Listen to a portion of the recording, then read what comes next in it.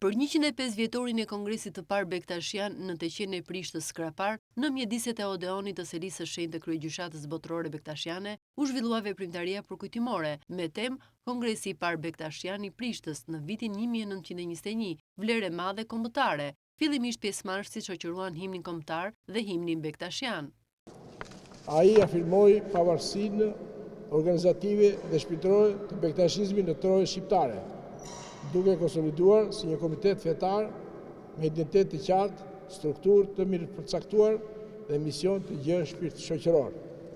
Së dyti, Kongresi vendosi parimet themelore të organizimit të hierarkisë të Komitetit Bektashian, duke përcaktuar rolet e kryegjyshit, gjyshatave, teqeve dhe klerikëve, si dhe marrëdhëniet e tyre mes besimtarëve dhe institucioneve shtetërore. Ai theksoi rëndësinë e arsimit, kulturës dhe gjuhës shqipe, duke vendosur bektashizmin në bazë të përpjekjeve për ruajtjen dhe forcimin e identitetit kombëtar, teqet të konceptuar jo vetëm si vende adhurimi, por edhe si qendra dijesh, paqe, dialogu dhe harmonie shoqërore.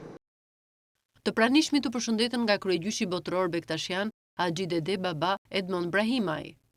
Akademiku Beqir Meta mbajti kumtesën Kongresi Bektashian i Prishtës, fillesë e procesit të kombëtarizimit në Shqipëri, ndërsa doktor Nezir Bata mbajti kumtesën Kongresi i parë i Prishtës 1921, një arritje e merituar e bektashinëve në Shqipëri. Pionerët të këtij procesi u bën klerikët e shquar bektashi, të cilët ishin të parët që çelën rrugën e pavarësimit të plotë dhe kombëtarizimit të institucioneve fetare, duke e konceptuar këtë si një pjesë substanciale të ndërtimit të shtetit kombëtar dhe të plotësimit të ndërtimit të kombit modern shqiptar në të gjitha qelizat e tij sociale, shpirtërore, kulturore e politike. Ky kongres pati rëndësi për fuqizimin e bektashizmit në Shqipëri dhe përbënte një hap të konsiderueshëm themelor në organizimin e institucioneve të pavarura të bektashizmit në vendin tonë. Rëndësia e këtij kongresi ishte përtej kufive të urdhrit bektashian. Siç do të shprehej Baba Litomori, ai do të shënohet si udhëhec i të gjithë kongreseve fetare në Shqipëri, që do të shkëpusin këtë vend të shumëvuajtur nga strugu i influencës huaj.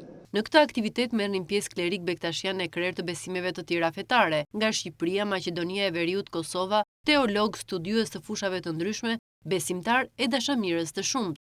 Në mbyllje të aktivitetit të pranishmit vizituan ekspozitën fotografike për Kongresin e Prishtës.